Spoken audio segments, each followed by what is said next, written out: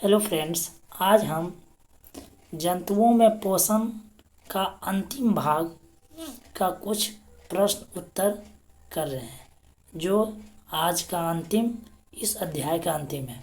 तो इसमें जो प्रश्न उत्तर है, जन पाचन से आप क्या समझते हैं। दूसरा है, आहार नाल के विभिन्न भाग कौन कौन से हैं। मुख गुहिका की आंतरिक संरचना क्या है। तो ये सभी हम और आज हम पढ़ेंगे थोड़ा सा। तो इसको सबसे पहले चलते हैं। तो सबसे पहले हम जानते हैं पाचन प्रारंभ कहाँ से होता है। ये पाचन का प्रारंभ मुख से होता है। मुख से होते हुए ये हमारी आमाशय में आता है। आमाशय में कुछ घंटों तक रहने के बाद ये कहाँ छोटी आंत में आती है और छोटी आंत में पूर्ण पाचन होती है। तो यही इसके बारे में ये बताया गया। तो अब हम इसका क्वेश्चन आंसर समझेंगे। क्वेश्चन आंसर क्या है, आंसर क्या है, क्वेश्चन देखते हैं कि पाचन से आप क्या समझते हैं। तो पाचन एक रासायनिक क्रिया है। जीवों द्वारा ग्रहण किए गए भोजन के अवयव, अवयव मतलब जो चीज़ खाते हैं उसको हम टुकड़ों टुकड़ों में करके खाते हैं। जो छोटे छोटे जो करते हैं उसको बोलते हैं अवयव की संरचना अत्यंत जटिल होती है। ग्रहण किए, जब भोजन ग्रहण करने का मतलब हम जब भोजन करते हैं, भोजन ग्रहण किए गए भोजन को शरीर विभिन्न प्रकार के पदार्थों में संश्लेषित करता है, जिससे कुछ तो हमारे लिए अत्यंत उपयोगी होता है, जबकि कुछ उत्पन्न अवशिष्ट पदार्थ अनुपयोगी होता है। इसी संपूर्ण प्रक्रिया को हम पाचन कहा जाता है। इसी संपूर्ण प्रक्रिया को पाचन कहा जाता है। तो आप समझ गए होंगे कि पाचन एक रासायनिक क्रिया है।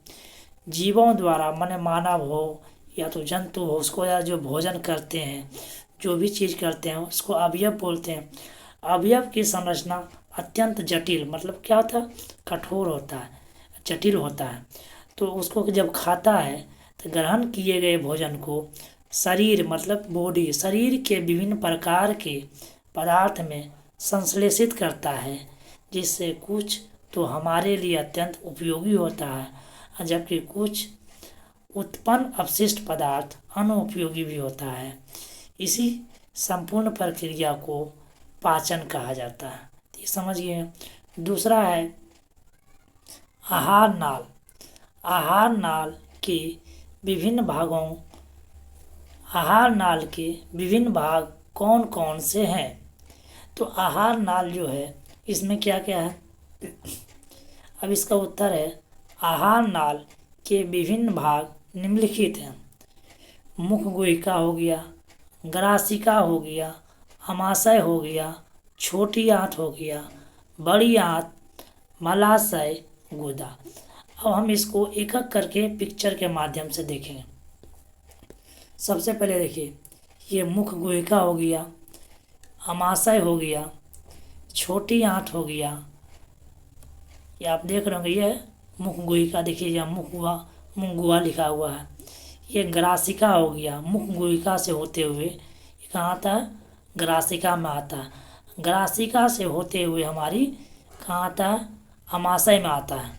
आमाशय से होते हुए छोटी आंत में आता है। और क्या, ये देखिए छोटी आंत लिखा हुआ, इसको जहाँ क्या क्षुद्रांत जो जिसको बोलते हैं। फिर आगे देखिए और कहाँ पहुँचता है,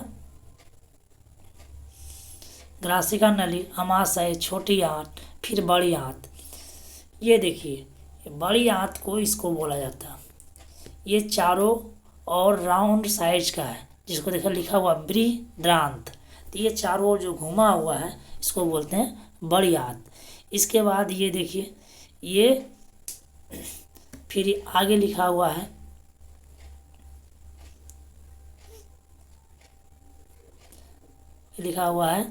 बड़ी आंत देख लिए, मलाशय और या मलद्वार।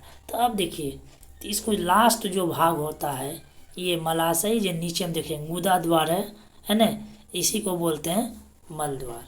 तो इसी अंत में ये प्रकार का है, तो इसी को बोला गया, पिक्चर के माध्यम से देख लिए होंगे। तो ये क्या है, आहार नाल के विभिन्न भाग कौन कौन से हैं। तो आहार नाल के विभिन्न भाग निम्नलिखित हैं।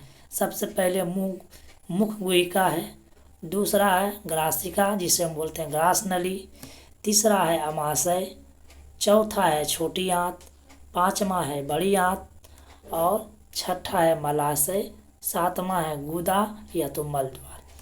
आगे चलते हैं। मुख गुहिका की आंतरिक संरचना क्या है।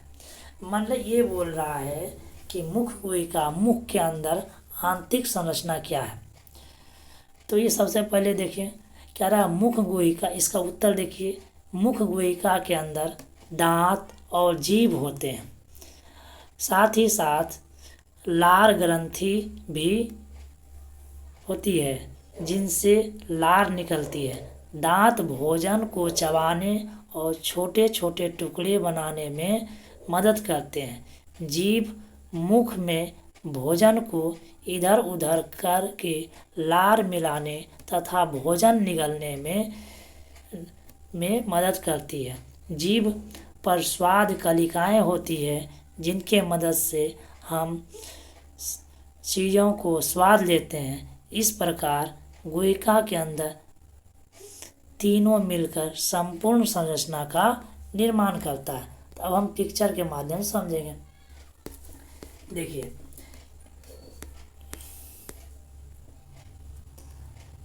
ये देख लें, ये बताया गया है कि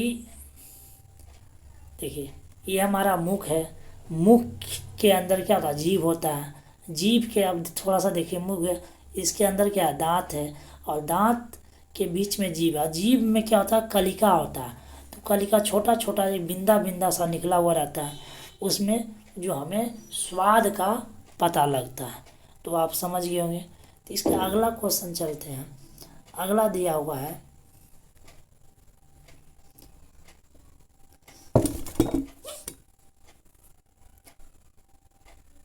कि जीव के कार्यों का उल्लेख करें, माने जीव के कार्यों का उल्लेख करें। तो सबसे पहले जीव का क्या क्या कार्य है उसके बारे में हमको बताना है।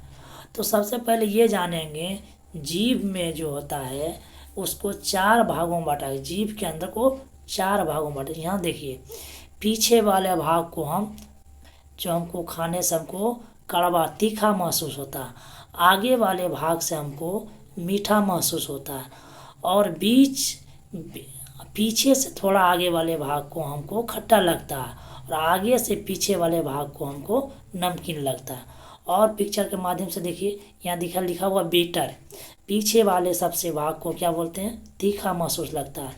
या जो कलर देख लेंगे, इसके आगे वाले भाग को स्वीट, जिसको क्या बोलते हैं कि मीठा, कोई चीज़ खाते हैं हमको मीठा महसूस कहाँ से होता है, आगे से होता है।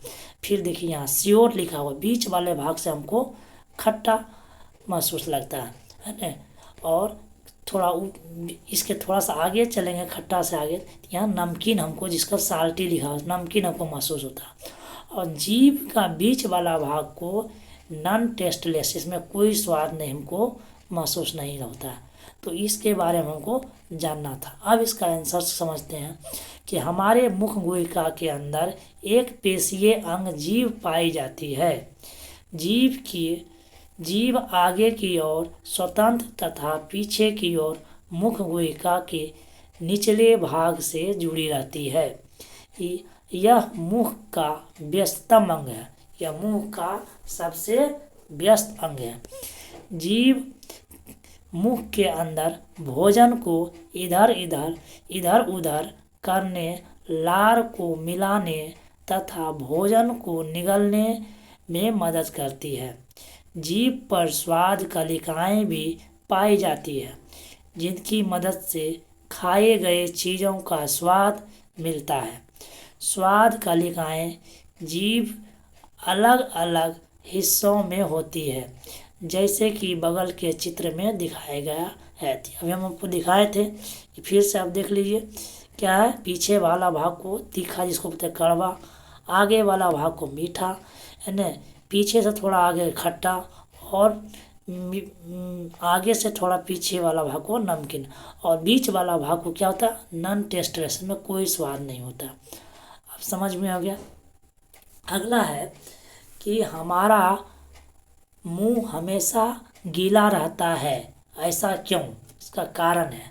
तो इसका आंसर होगा कि हमारे मुंह में 3 जोड़ी लार ग्रंथियां पाई जाती है, जिनसे हमेशा लार स्रावित होते रहता है।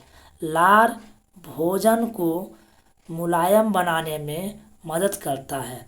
लार में पानी, लवण के मतलब साल्टी, नमकीन थोड़ा, तथा चिकना म्यूकस, चिपचिपा पड़ा जो होता है लार में होता है। म्यूकस मतलब चिपचिपा होता है। यही कारण है कि हमारा मुंह हमेशा गीला रहता है।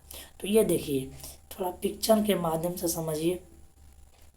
इसमें मुंह के अंदर 3 जोड़ा लार ग्रंथियां पाए जाते हैं, यही मुंह के अंदर में। तो उसी से कारण हमारा जो है मुंह गीला रहता है। तो इसलिए अब आई होप यू कि आप इसे समझ गए होंगे। तो इस तरह से आज का जो क्वेश्चन आंसर था यहीं पर रखते हैं। चलिए, थैंक यू।